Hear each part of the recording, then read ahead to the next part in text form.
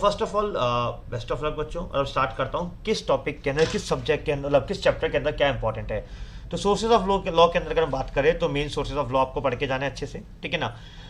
Personal law अगर जो भी हमने पढ़ा था, कस्टम्स वगैरह, वो पढ़ के जाना। और सबसे इंपॉर्टेंट ये stay diseases, orbiter डिक्टा and ratio डिसेंडी, ये तीनों डॉक्ट्रिन आपको अच्छे से कवर करके जाने रहेंगे। मोस्ट ऑफ द क्वेश्चन से बनने के चांसेस यहीं से रहते हैं, ठीक है।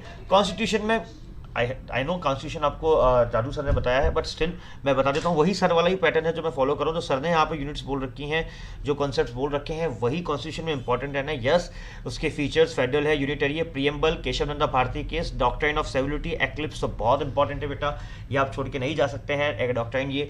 फिर आर्टिकल 14, 13, 21, 32, ये ordinance making power of the president and governor. Writs, types of writs बेटा बहुत इंपॉर्टेंट है, हेबियस कॉर्पोरेट्स, आपकी आपकी मैंडेमस, प्रोहिबिटरी, आपकी जो भी है, ये क्यों वारंटो, ये सारी रिट्स आपको बहुत अच्छे से करके जानी है। इंटरप्रिटेशन में rules of interpretation and aids of interpretation, international, तो ये बेसिकली दो पार्ट में चैप्टर है और ये पूरा इंपॉर्टेंट रहता है। ऑब्जेक्ट, जनरल क्लॉज एक्ट की बात करें तो ऑब्जेक्टिव्स और सबसे इंपॉर्टेंट जो डेफिनेशंस मैंने आपको क्लास में मार्क करी थी कि ये इंपॉर्टेंट है, आपको नहीं छोड़नी है। Then repeal in section 30, that is gender and number. Repeal का सेक्शन हमने सेक्शन 6 पढ़ा था, वो बहुत इंपॉर्टेंट है। और जेंडर एंड नंबर वाला सेक्शन भी आपको करके जाना है, वो हमने पढ़ा था, singular includes plural, masculine includes female वाला, वो पूरा पढ़ के जाना है आपको। एडमिनिस्ट्रेटिव लॉ के अंदर बेटा आपको सबसे पहले ध्यान रखना है principle of natural justice, exception of natural justice and abuse of discretion. इन सब चीजों को हमने बहुत डिटेल में डिस्कस किया था क्लास के अंदर, तो ये आपको पढ़ के जाना रहेगा।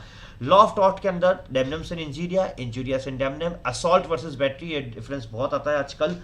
और exception to the rule of strict liability and extra judicial remedies, ये भी आपको करके जाना रहेगा यहाँ पे, ठीक है ना। ये भी बहुत इंपॉर्टेंट रहता है। लिमिटेशन एक्ट के अंदर sir extension of time, sufficient cause आपको ध्यान रखना है, continuous running of time, effect of payment and effect of acknowledgement, ये बहुत इंपॉर्टेंट है। अगर with in the limitation period अगर आपने कर दिया है तो डेफिनेटली आपको इसको भी फोकस करके जाना पड़ेगा बड़े अच्छे से।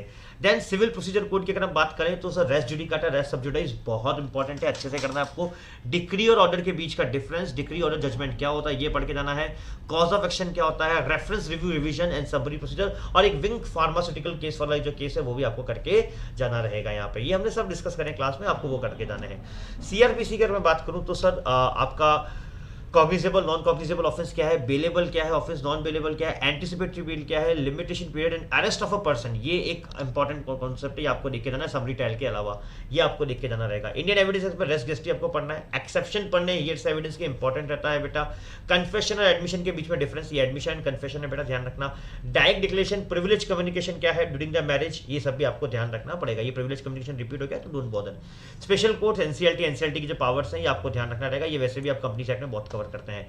Arbitration again sir, arbitral award क्या होता है, आर्बिट्रल ट्रिब्यूनल, नॉन एप्लीकेबिलिटी क्या है सर, फॉरेन अवार्ड्स क्या है, फास्ट ट्रैक क्या है, एडहॉक आर्बिट्रेशन क्या है, ये आप सब लोगों ने पढ़ा है सर, तो आपको ये ध्यान रहना चाहिए। इंडियन स्टैम्प एक्ट में सेक्शन 3 से डायरेक्ट क्वेश्चन आ रहा है, 4, 5 और 16, 55 से भी आना है। वैल्यूएशन निकालने के क्वेश्चन आ सकते हैं आपसे एग्जाम में। एन्युटी वाला आपको बेसिकली ध्यान रखता है सॉरी बच्चों, एन्युटी वाला पोर्शन आपको अच्छे से ध्यान रख के जाना है, ये भी इंपॉर्टेंट रहता है। रजिस्ट्रेशन एक्ट के अंदर तो मैं तो हमेशा ही कहता हूँ कल्याण सुंदरम वर्सेस कुमार उप्पा वाला केस बहुत इंपॉर्टेंट है बेटा। Adoption of a child, consequences क्या है अगर आप रजिस्ट्रेशन नहीं कराएंगे, टाइम लिमिट क्या है ये आपको ध्यान रखना पड़ेगा। राइट टू इन्फॉर्मेशन में पब्लिक अथॉरिटी क्या है, आरटीए का एग्जेम्प्टेड इन्फॉर्मेशन, एग्जेम्प्टेड अथॉरिटीज, ये बहुत इंपॉर्टेंट रहने वाला आपका एग्जाम में इस बार। आईटी एक्ट के अंदर बहुत इंपॉर्टेंट है, इसकी एप्लीकेबिलिटी कब होती है कब नहीं होती है आईटी एक्ट की। Electronic and digital signature, asymmetric crypto system, computer appellate tribunal, इन सब की डेफिनेशन एसिमेट्रिक क्रिप्टो सिस्टम की हमने पढ़ी थी, आपको ये ध्यान रखे जानी है। इलेक्ट्रॉनिक गवर्नेंस क्या है, पेनल्टीज क्या है नेटवर्क सर्विस प्रोवाइडर्स के अंदर। इंडियन पिनल कोड की बात करूं तो मेंस 3 के एक्सेप्शन क्या है ये आपको ध्यान रखना है। क्रिमिनल कॉन्स्पिरेसी क्या है, criminal breach of trust versus criminal misappropriation of property, ये इसके बीच में डिफरेंस आपको ध्यान रखना है। डिफेमेशन का एक्सेप्शन क्या है, फिर जो मिसलेनियस सेक्शन थे 76, 80, 81, 85, 87, 88, ये सब आपको करके जाने हैं।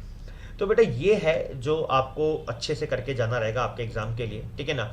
और बिल्कुल भी टेंशन लेने की जरूरत नहीं है, बहुत मस्ती से जाना है ना। I know you will going to secure a very good marks in this particular subject. और बेटा कॉन्फिडेंस लूज नहीं करना है, एक बात ध्यान रखना, बहुत लोग आपको मिलेंगे आपको कॉन्फिडेंस तोड़ेंगे। आप एक चीज दिमाग में याद रखना, हारने से पहले क्यों हार मान लूं मैं, जग अभी जीता नहीं और मैं अभी हारा नहीं हूं, ये बात आप ध्यान रखना। जब तक तुम हारे नहीं हो तब तक बेटा तुम हार मत मान लेना। हारोगे या जीतोगे कब ये रिजल्ट डिसाइड करेगा। तो एग्जाम में फुल कॉन्फिडेंस से जाना है, जितनी रिवीजन कर रखी है, जितनी पढ़ाई कर रखी है, अब जाओ। कोई अगर कॉन्सेप्ट लगता है सर ये समझ में नहीं आ रहा, तो बेटा ये सोचना कि ये एग्जाम में नहीं आना इस बार, ठीक है ना। हमारे को अपना कॉन्फिडेंस लेवल लूज नहीं करना है। मैं हमेशा अपनी एक स्टोरी होता हूँ। मेरा एग्जीक्यूटिव का पहला पेपर बहुत खराब हुआ था बच्चों, एंड आई वाज लाइक कि मैं ये पेपर नहीं देने वाला हूँ आगे के। और मैंने उसके बाद सारे पेपर्स दिए, मुझे मोटिवेट किया मेरी सिस्टर ने, और मैंने सारे पेपर्स दिए। एंड यू वोंट बिलीव, मेरे 5 सब्जेक्ट में एग्जामिशन थी एग्जीक्यूटिव के अंदर भी। गेम पता है क्या था बेटा, तैयारी तो तब भी उतनी थी, गेम था कॉन्फिडेंस का। तो कॉन्फिडेंस लेवल आपका बूस्टअप होना चाहिए, डरने की कोई जरूरत नहीं है। हम डेफिनेटली इस पेपर को अच्छे से निकालेंगे। ओके बच्चों, बेस्ट ऑफ लक, मिलते हैं फाइनल के अंदर।